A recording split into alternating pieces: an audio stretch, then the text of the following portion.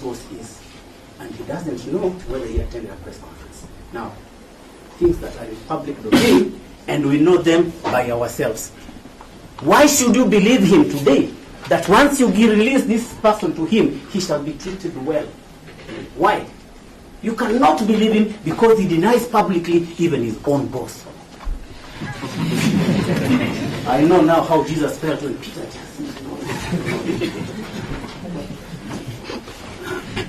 And then, you know, if that is a position, and then they come and tell you, oh, this, the republic order and issues like that, and that the safety of this person depends on them keeping him in custody.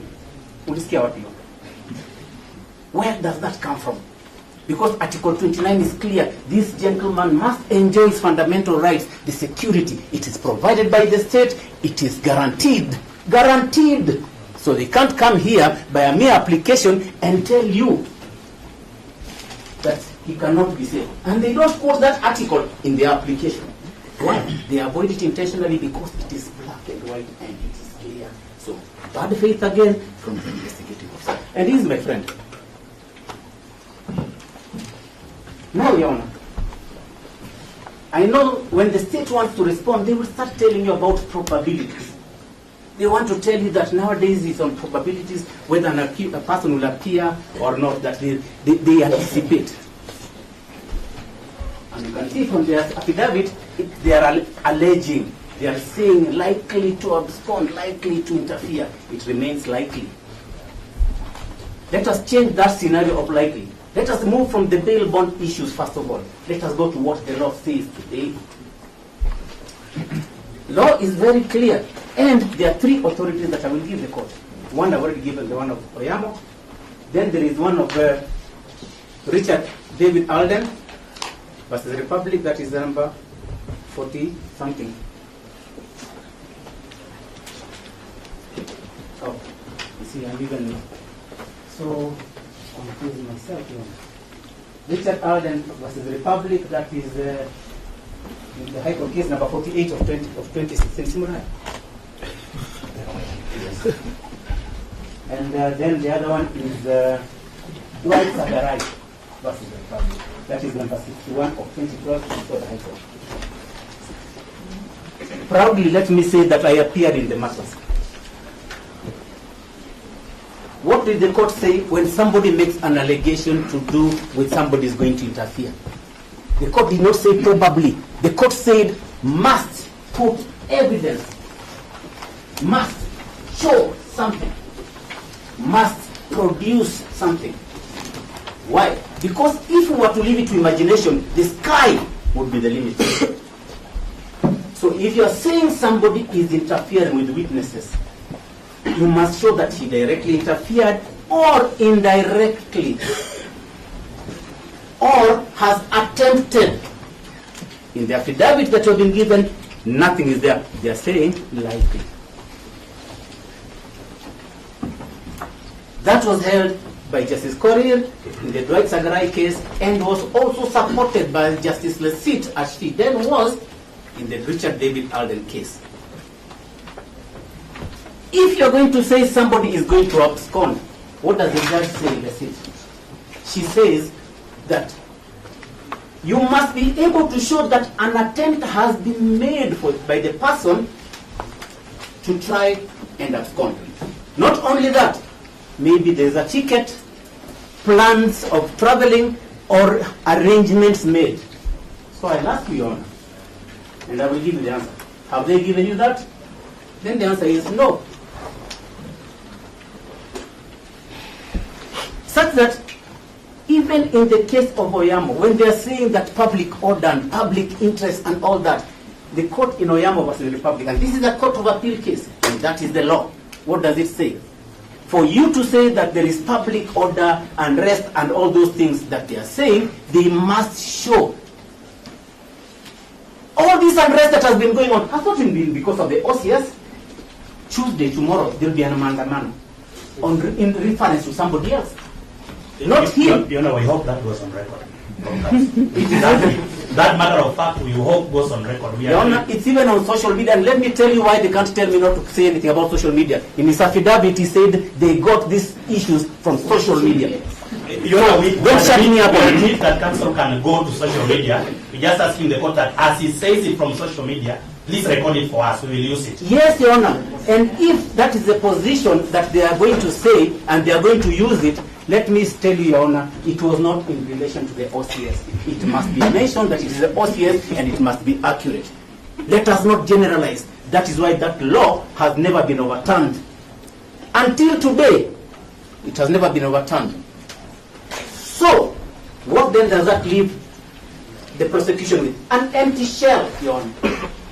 Today, they have come to this court, not, as I said, to do this case in a proper manner, but in bad faith, which have demonstrated, and an affidavit that does not meet the requirements of Article 49,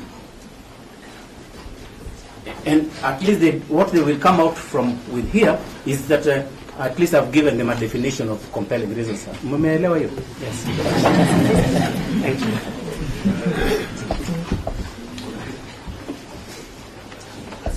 Let me read. Cliff can mislead the court. Your Honor, for the public and the country to get that paragraph, that is the citation Cliff has said, criminal case number 61 of 2012, Republic versus Drat Sagar, in page 4, paragraph 3. Your Honor, the court is saying, for the prosecution, that is Owiti and my good friend Makori, to succeed in persuading you on this criteria, however, it must place material before the court which demonstrate actual or perceived interference. It must show the court, for example, the existence of a threat or threats to witnesses, direct or indirect, incriminating communication between the accused and witnesses, close familial relationships between the accused and witnesses. That is not clear from better say, but it was part of that decision. That is the decision that we are seeking. When I was cross-examining my good brother, he admitted he has nothing, no material.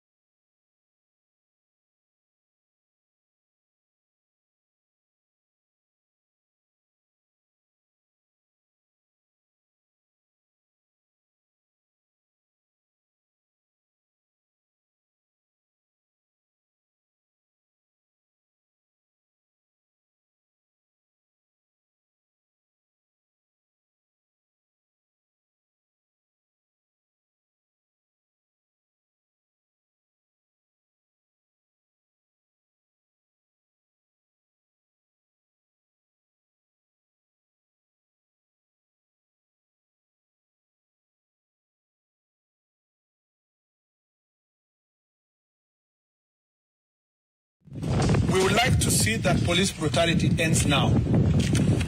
It is the duty of any right-thinking member of society, including our cabinet secretary and government, to see that police brutality ends immediately. Because it is not right that police stations, for example, or police officers who are expected to protect citizens are brutalizing citizens. But as you know, reality on the ground is that this is an area that governments and countries all over the world have struggled with over time. Even the most advanced democracies, like the case of the US with the George Floyd a few years ago. But very conscious societies will ensure that when an incident happens like the one for Mr. Albert Ojwang, you don't, as unfortunate as it is, you don't allow that incident to be part of the statistics. It's also an opportunity for us to rise up and say, what else can we do? Like in the instance that we have proposed here. What else can we do to make the police station safe in respect and honor of those who have suffered, like the case of Albert Ojwang? That way, we can put meaningful... we can be able to turn around and say, so that doesn't happen to any other citizen, this is an opportunity again to up our game in terms of reform. But if you ask me, this is an area that is long overdue. But as I read in my statement, we've made significant improvement from 2010 when we promulgated our new constitution, and we can do even far much more. But I also need to ask our citizens that we need to support each other. We need to support the police officers. If you are, like the case that happened the other day, somebody's outright assaulting a police officer, you know, insulting a police officer, provoking. You are holding a machete, you know, you saw the case of Nakuru, someone having a panga and showing directly to the police officer. And we are all as Kenyans not enraged as if a police officer had shown or pointed a gun to a civilian. It should apply both ways. And I request you in the media, please stop profiling criminals and calling them protesters. I saw in one of the media houses the other day, somebody's announcing, saying, oh yeah, some of the protesters have burned vehicles, some of the protesters have looted. How do you still give them a constitutional status of Article 37? Protesters are expected to be civilized people who are making a statement, not the ones who are burning vehicles, looting shops, attacking civilians, throwing stones at the police officer, burning police vehicles. We have very few police vehicles, but many of them have been burned in this instance. Burning a police station, invading parliament. I am yet to see a media house that calls out all those who invaded parliament. In any civilized society in the world, anybody who invaded parliament would have been called a terrorist, straight, in many countries. But here in Kenya, we are still saying peaceful protesters invaded parliament. How can invasion and peaceful survive on one sentence? It must prick our conscience that, you've seen protests in other parts of the world, people marching peacefully along streets and making their statements. And that's why part of the law that we are proposing is to create an opportunity for public order to give people the space to do protests in an environment that is peaceful and that is respect constitutional responsibility of every one of us. Asanteni sana and God bless you. Thank you very much. Asante sana. Thank you.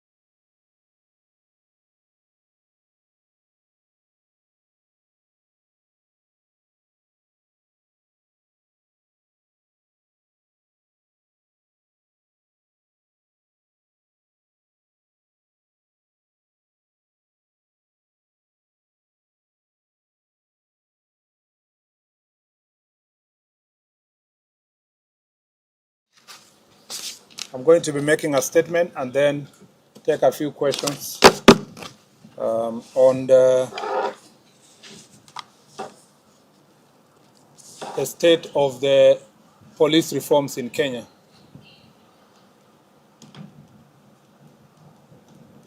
In the past few years, police reforms have gained significant momentum following the infusion of National Police Service its objects and functions in the Constitution of Kenya. These milestones have led to institutionalization of various reforms in the service, and this has resolved historical systemic issues, ensuring that police aligns with our democratic principles and constitutional standards. Police reforms in our recent past has become a focus of accountability, service ethics, and restoring public confidence, breaking away from the outdated colonial legacies. Article 244 of the Constitution of Kenya mandates the National Police Service to strive for the highest standards of professionalism and discipline among its members. Progressive police reforms globally aim to enhance public safety, improve public and community relations, and strengthen accountability. The Constitution further obligates the National Police to comply with the constitutional standards of human rights and fundamental freedoms. The servicemen and women are required to be trained to the highest possible standards and competence and integrity to respect human rights, fundamental freedoms, and dignity. Undoubtedly, the officers have committed themselves to their professional duty, and we have a tremendous improvement of policing in our country today because of these continuous reforms. We therefore applaud the personnel that have committed themselves to constitutional obligation of ensuring highest standards of professionalism and discipline. We condole with the families of those officers who have lost their lives in the line of duty. Regrettably, in the last 10 years, we have lost over 600 police officers directly in the line of duty while working to secure our country, to combat crime, and in enforcement of law and order, including during public protests. The strength and sustained growth of our nation could not have been possible without the brave, selfless, and dedicated service of our gallant security officers. Their commitment and sacrifice have been instrumental in ensuring the safety and stability we enjoy today. Nevertheless, we continue to face immense challenges in our pursuit of ideals enshrined in Article 244 of our Constitution. These challenges compel us to relentlessly strive for legal, institutional, and constitutional reforms aimed at enhancing the quality and the effectiveness of our police service. The Kriegler report laid a foundation towards police reforms in Kenya. Unfortunately, despite this well-intentioned framework and constitutional backing, meaningful reforms have stalled. Key challenges such as the limited operational independence, inadequate resourcing, and increased cases of police brutality and impunity have reversed much of the initial gain. As such, the promises and ideals of Kriegler report remain largely unfulfilled, even as public demand for a reformed, accountable, and rights-respecting police service continues to intensify. Upon assuming office in 2022, the President of the Republic of Kenya, His Excellency Dr. William Ruto, established a task force to look into critical reforms in the National Police Service, Kenya Prisons, and National Youth Service. The task force dutifully pointed to the need for several administrative, policy, and legislative reforms. Subsequently, on the 7th of March 2025, His Excellency the President entered a memorandum of understanding with the former Prime Minister, Right Honorable Raila Odinga, to promote and protect the livelihoods of young people and to guarantee the right to peaceful assembly and protest as provided for under Article 37 of our Constitution. It's against this high-level commitment that the Ministry is intensifying efforts to implement relevant policy and legal reforms aimed at fully realizing the ideals and aspirations espoused in the task force report and the memorandum. These reforms also come at the backdrop of President's decision to ensure for the first time in the history of Kenya that the National Police Service operates independently with its independent accounting officer. To further pursuit of recommendations made by the task force, A technical committee on review and development of administrative, policy and legislative reforms was formed on the 23rd of August 2024. The technical committee, though through the various joint secretaries, held consultative forums with the primary stakeholders. Through these consultations and the proposals submitted to the committee, the following draft bills and new legislation were deployed. The National Police Service Commission Act Amendment Bill to provide for a more robust and independent police commission. The National Police Service Act Amendment Bill to provide for improved working conditions, salaries, terms of service of the police officers. Further, to address issues of political interference, corruption, inadequate training, and structural challenges within the service. 3. Independent Policing Oversight Authority Amendment Bill to provide for further legislative framework, strengthening of IPOA to undertake its constitutional mandate. And then 4. The National Youth Service Amendment Bill to address wider strengthening of NYS with respect to logistical mobility and equipment. 5. Public Order Act Amendment Bill to provide for better management and enforcement of public law and order in the exercise of right of assembly, demonstrations, picketing and petition under Article 37 of the Constitution. The National Forensic Science Laboratory Authority Bill to provide for further support on the modernization efforts, including establishment of a National Forensic Laboratory to create 10 specialized units to handle different aspects of forensic science. The National Police Service Veterans and Fallen Heroes Bill to address various aspects of welfare of the veterans and the support system for families of the fallen soldiers. All these bills are in the final stage before they can be presented before Cabinet and then tabled in National Assembly and the Senate. As highlighted, it was not always the norm for the police that the police were held accountable for the actions in extrajudicial cases of police brutality. Post the 2010 Constitution, we have had remarkable accountability framework that have led to the punishment of police officers, such as in William Kimani murder in 2016, where 3 police officers were convicted of death for the murder of human rights lawyer Willie Kimani, his client Josephat Mwendwa, and their driver Joseph Muiruri. B. Baby Samantha Pendo case of 2017, where 4 police officers were charged with the murder of 6-month-old baby Samantha Pendo, who was killed during post-election protests in Kisumu in 2017. 3. Martin Koome murder of 2013, where police officer at the rank of an OCS was found guilty and sentenced to death for torturing a suspect to death inside a cell. Among many other instances that the police have been dealt with, family for breach of law and the Constitution.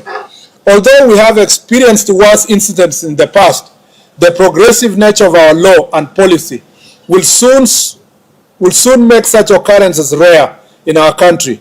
Incidents such as bodies being dumped in Yala River, the case of Indian nationals killed in a container at police station, cases of abductions, incarcerations, detention without trial, and recently the death of Mr. Albert Ojwang while in the hands of police, among others, must be punished by law, and those involved will soon be held accountable. Globally, countries have made significant strides in attaining police reforms. Instances such as public outcry, social movements, and specific instances of violence or misconduct have led to significant and relatable scenarios of police reforms. As a government, we are duty-bound to uphold the highest possible standards in safeguarding the security, formulating priority areas of reform and enforcement of law. Our goals remain delivery of professional, accountable, and citizen-centered policing that meets the aspirations of our Constitution. To realize these objectives, the Ministry of Interior and National Administration remains firmly committed to pursue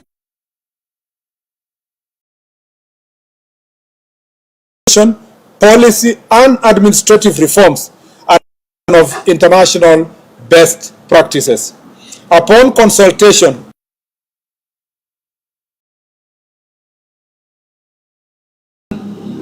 in the aspiration of fulfillment of Constitution 4, I have today directed the implementation of the following policy reforms framework in the National Police Service.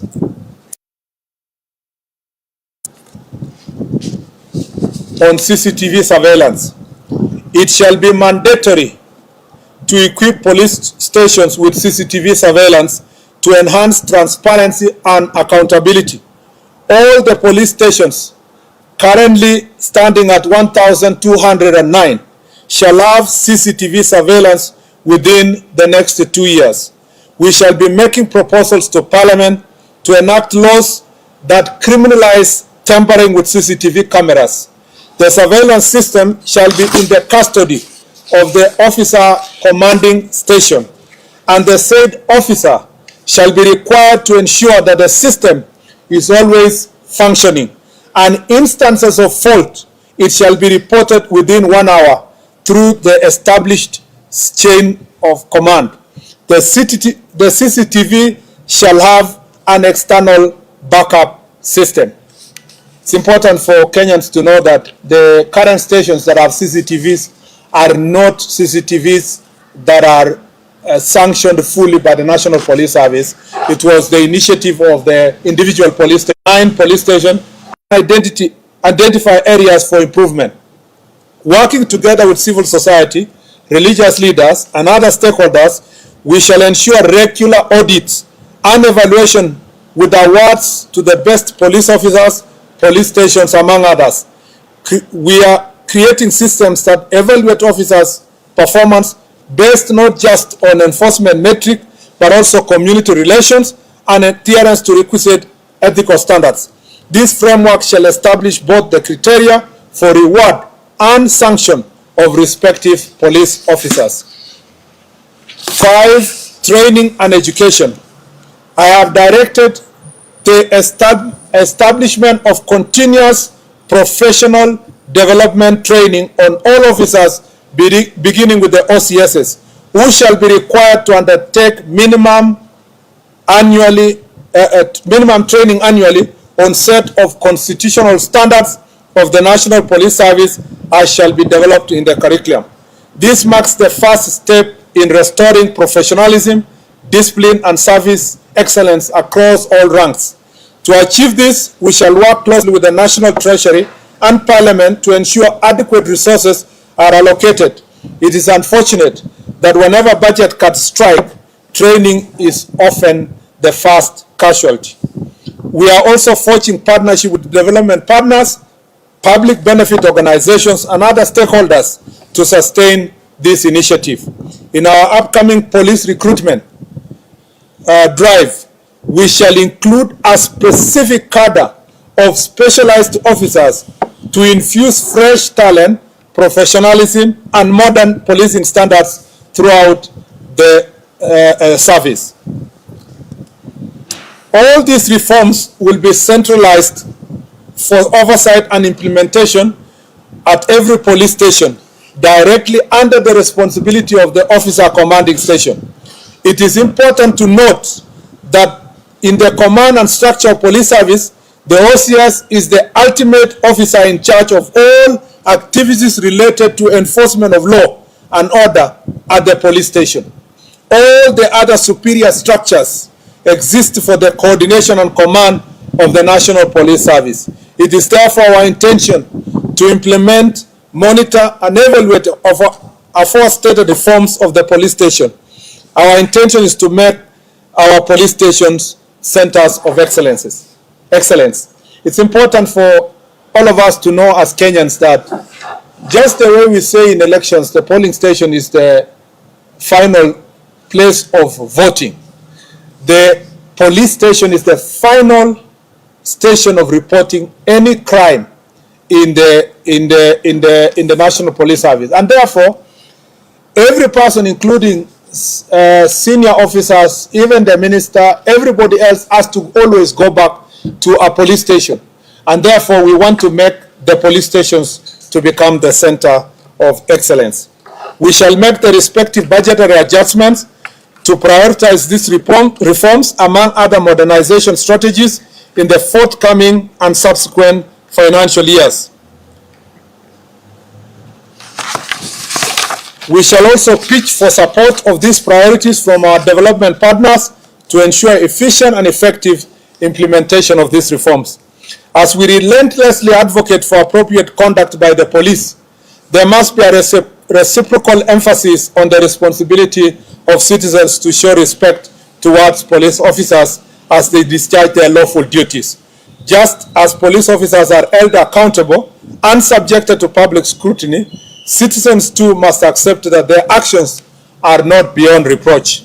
We are extremely concerned by the increasing instances where police officers have come under unwarranted attacks while executing their lawful duties. These challenges must not be ignored, and they point to a broader need to foster mutual understanding, accountability, and respect between the police and the public.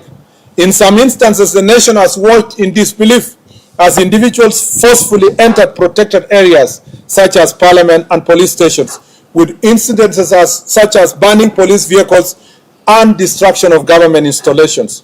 Equally alarming are cases involving mob justice, acts of banditry, and illegal possession and public display of firearms. Such acts not only threaten national security, but also undermine rule of law.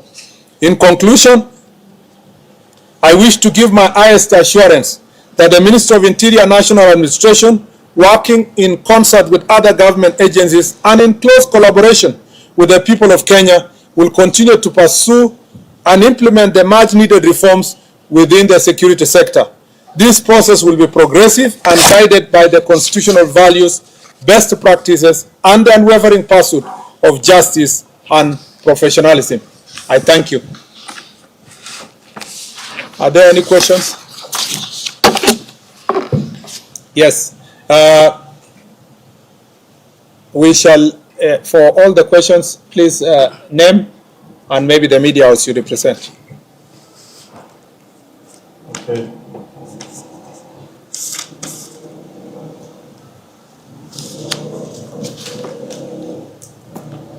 Waziri, my name is Sidney Chazima from TV47, and my question goes to what you just mentioned right now.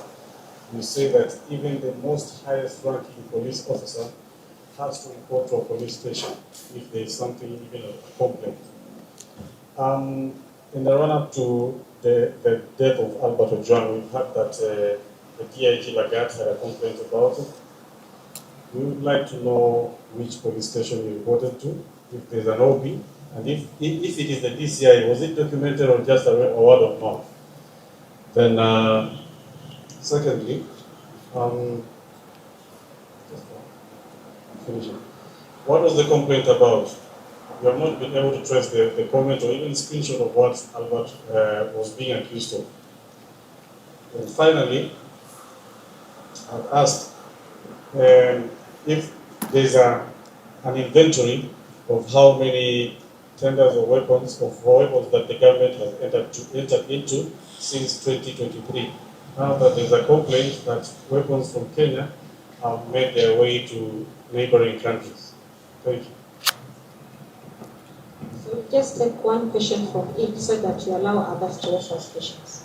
Yes, I will take 3 questions at a go. Jina langu ni Laban Shabani kutoka NTV. Bwana Waziri, umetaja kwamba pia maafisa wa polisi wamefariki wakiwa kazini. Lipo suala la wajane wakifuata pensheni. Kwa hivyo yapo malalamishi kuhusu wajane wa maafisa wa polisi ambao wamekwisha fariki ama wamekwisha staafu ambao wanafuata pensheni ila hawapati. Asante. Yes. Good afternoon, Waziri. My name is Stephen Leto from Citizen TV. My question goes to the CCTV installation to over 1,000 police stations across the country. What is the financial implication that we are looking at?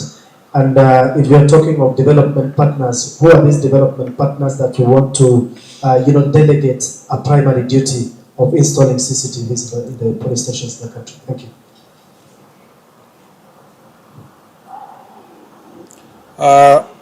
Let me start with on the issue of on record in the Senate, and therefore because of the advancement of the investigations, I'd rather leave it to that position.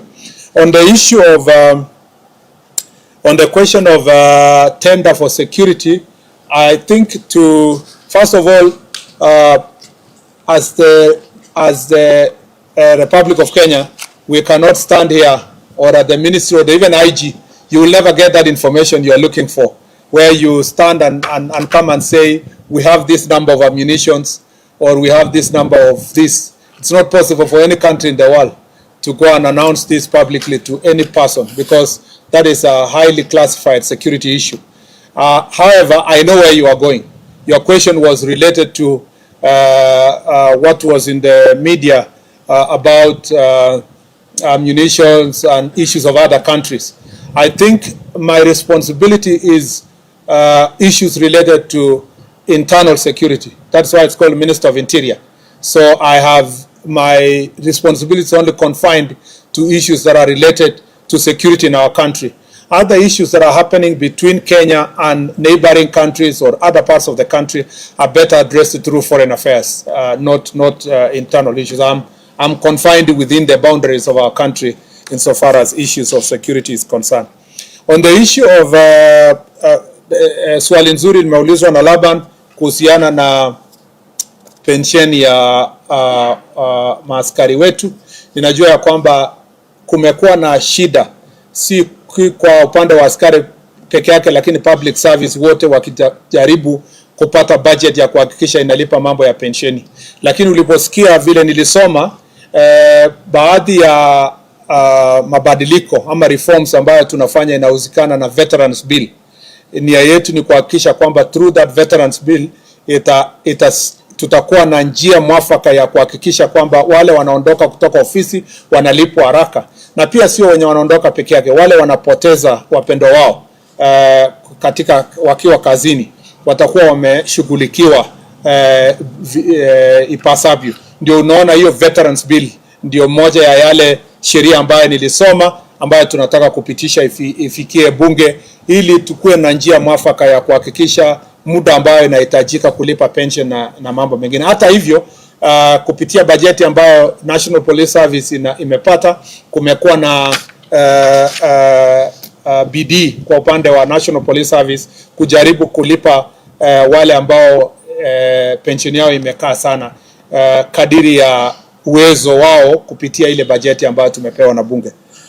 Kwa mambo ya financial implication, I want to say that we will leverage on the working relationship we have with the Ministry of ICT and with the support of also CAK, Communication Authority of Kenya.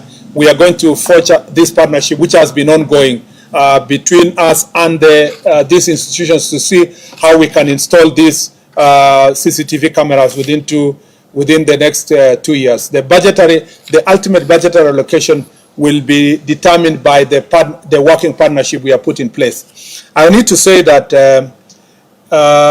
we are not saying we are abdicating this responsibility to our development partners. And I am very clear in my mind that it is not the responsibility of the development partners to do so. It is us, but we leverage on the working partnership that are already existing. Some of the partnership are between us with the UNDP, which is already ongoing partnerships, between also us and the World Bank, between the government and the government of UK, and between the government and European Union. These are existing partnerships that are cut across ministries. But particularly for this ministry, we want to retrofit the programs that we have been having with them and see if we can urgently put some of the already committed resources towards making the police station a center of excellence and making it mandatory for all these police stations to have the CCTV cameras. I also needed to say that it is not just enough to talk about the CCTV. We are speaking about police stations that have very old infrastructure. Some of the police stations are actually colonial infrastructure. So it requires also building of the infrastructure itself. And again, through our Jukwaa la Usalama and our engagement with national government Constitutional Development Fund, we've been seeing ways of ensuring that we modernize most of these police stations, because you can also may want to put new ICT materials, the laptops, the CCTVs and Wi-Fi and so forth in an environment that has very old infrastructure or even barely existing infrastructure. Some of the police stations are Mabati police stations and so forth. So we will want to, as we work on the accountability and transparency in the police stations, we want to ensure that we build on the infrastructure within the police station. The last three questions. Yes, when I was saying my name is Steve, there's been a clamor and push from a section of Kenyans for the DIG to 77, and some are even threatening to put the street from tomorrow. From where you sit, do you think that's the prudent path to take you to suppress the tension and the pressure of protest ahead of tomorrow? Thank you. Mr. CS, my name is Winfrey Owino from KTN. You've mentioned digitization of current books. And this is not something new. We actually heard of it faster in the previous regime. So what is the progress with what the previous regime had started? And what really is the update based on what you had told us before as the ministry? Yeah. Thank you. The last one, if any, and if none, then I appreciate. Good afternoon. I'm Camila Lunani from K24. And I was asking, or many Kenyans are asking, when will this end? Like, when will the police brutality end? So that Kenyans can have trust in the police with their lives, with certain issues that they may be going through. Can we believe that the police will take care of us?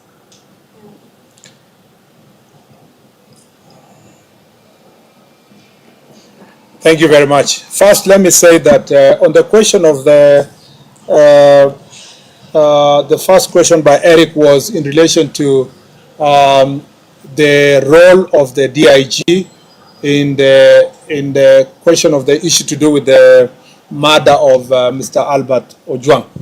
I'd like to say that, and whether or not he should resign. I'd like to say that the investigations, as I've already said earlier, are going on with IPOA. IPOA is doing its part in terms of investigations. DIG Lagat is a seasoned police officer who understands what it takes to carry out matters of investigations and where or whether or not his conduct or act or position can affect that investigations. And I think we will cross the bridge when we reach there. When there is a closer relationship between the investigation that IPOA is doing and what he considers to be an interference, I think we will cross that bridge when we reach there. At the moment, let's leave the IPOA to do its part, but also the DIG himself to assess the extent of his involvement based on the investigations that are going, or his